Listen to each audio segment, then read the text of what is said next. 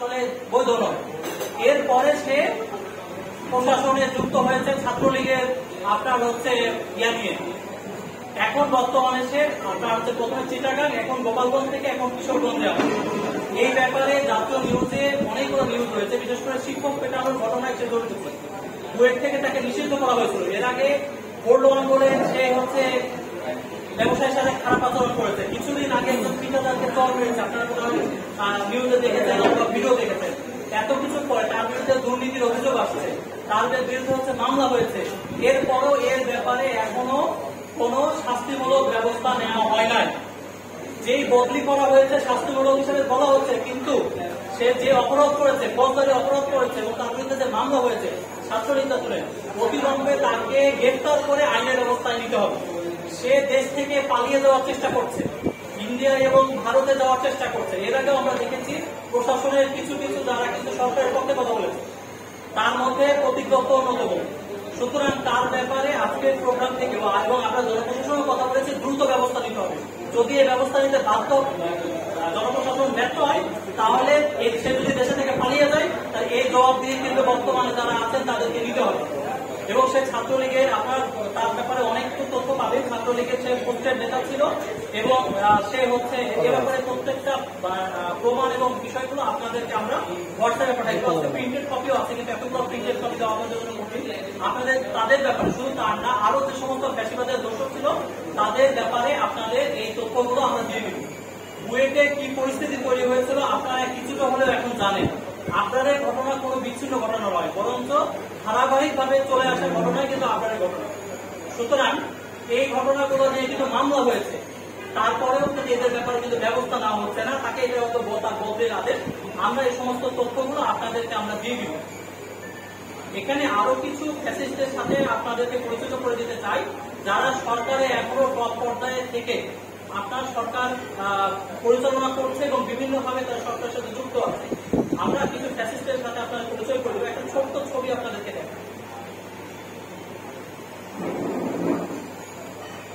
আমরা এরা বুয়েটে কেমন সন্ত্রাসের ত্রাস তৈরি করে রেখেছিল, এটা একটা ছোট্ট ছবি আপনাদেরকে একটু দেখাচ্ছি।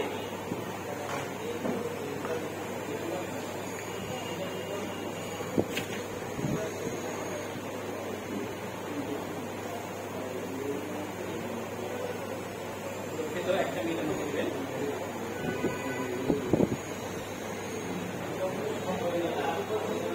আপনি একটা ছবি দেখেন কিভাবে অমানবিক ভাবে এই ছবিতে যে দুইজন আছে তারা ঢাকা ইউনিভার্সিটি গণিত বিভাগের শিক্ষার্থী, একজন গোলাম মোহাম্মদ কিবরিয়া আর একজন শাহজাদ।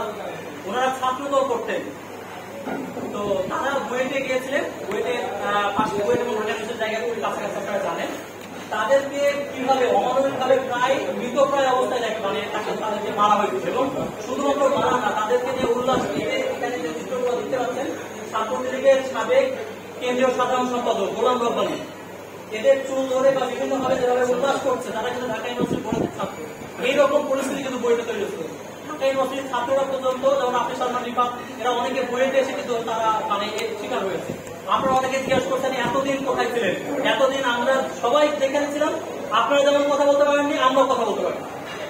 সে বিষয়ে কিন্তু মামলা হয়েছে, প্রমাণ আছে, তদন্ত হয়েছে, প্রত্যেকটা ডকুমেন্ট আছে। তারপরেও যদি এখনই ব্যবস্থা নেওয়া হচ্ছে না, আগামী সন্তানদেরকে আমরা কি দেবো যে তখন আমরা কোথায় ছিলাম। আপনারা দেখেন যে এই চিত্র যদি দেখেন, এই ছেলেটা সুজিত সাহা, বর্তমানে প্রশাসন ক্যাডারে সে হচ্ছে কর্মরত আছে। সুজিত সাহা যে হচ্ছে এই সন্ত্রাসীদের সাথে যুক্ত আছে। আমরা আপনাদের দ্বিতীয় ডকুমেন্ট দেখাই। আমরা যদি তারা আছে, আমি তাদের সাথে আসলে আমাদের অনানুষ্ঠানিক ভাবেই আমরা বসতে চাই। এখানে বিশেষ করে আমরা প্রতিজ্ঞার ব্যাপারে বলেছি। সুজিত সাহা 41তম বিশেষে প্রশাসন, 41 এবং 43-এ আপনার নিউজেও আসছে যে তারা কিভাবে জালিয়াতি করে বিশেষে ঢুকেছে এবং প্রত্যেকে কিন্তু ছাত্রলীগ পরে এ ধরনের তারা বিয়ে ভাইভা পাস করে তারা ঢুকেছে। এ ধরনের তথ্য থাকার পরেও তারা কিন্তু এখনো বহাল তবিয়তে আছে। অনিক ব্যানার্জি, অনুপ কুমার এবং প্রত্যেকের ব্যাপারে আপনাদের ডকুমেন্টগুলো আমরা দিয়ে দিব। প্রত্যেকের ব্যাপারে কি কি অভিযোগ রয়েছে সে বিষয়গুলো কিন্তু আমরা আপনাদেরকে পেপার কাটিং বিভিন্ন ধরনের আপনাদের তাদের ছাত্রলীগের পর্যবেক্ষণ এবং সুধীর সাহেব ব্যাপারে বললাম, এরা প্রত্যেকেই বহিষ্কৃত। এর মধ্যে এমন কেউ নয় যে বইটা বহিষ্কৃত না, কারণ এরা একদিনে সন্ত্রাসী হয়ে ওঠেনি, এরা কিন্তু দিনে দিনে সন্ত্রাসী হয়েছে। সুধীর সাহার কথা বললাম, এর আগে আমি বলছিলাম যে অনেক দত্ত আদিগুলোর জন্য বহিষ্কার হচ্ছে শিক্ষককে মানে হামলার উপরে। আপনার বুয়েটে প্রথম মারামারির সূচনা করেছেন হচ্ছে এই সুধীর সাহা, এবং সে প্রথমে স্থায়ীভাবে বহিষ্কার হচ্ছে 2011 সালে। আবার হাইকোর্ট থেকে স্টে নিয়েছে, তারা হচ্ছে কোর্স কমপ্লিট করেছে, কিন্তু এটা আইনগত বৈধ না, তার ব্যাপারে এখনো মামলা চলমান, কারণ মামলা শেষ হয় না, স্টে করে তারা কিন্তু এই সমস্ত কার্যক্রম করছে। এই শুভেচ্ছা এবং এখানে যে বিপুল আছে সন্ত্রাসী, সে কিন্তু এখন লেখাপড়া শেষ করে না, এদের সাথে অনেকে কিন্তু এখন লেখাপড়া শেষ করতে পারে না।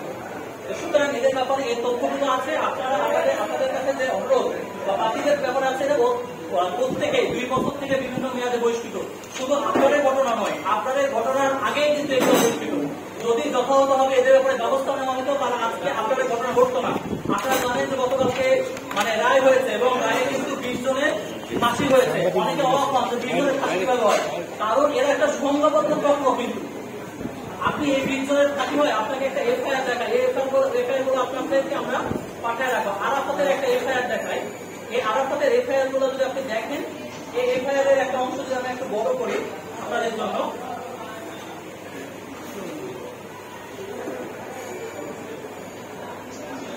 ক্লাস হচ্ছে না, এর অধিকাংশ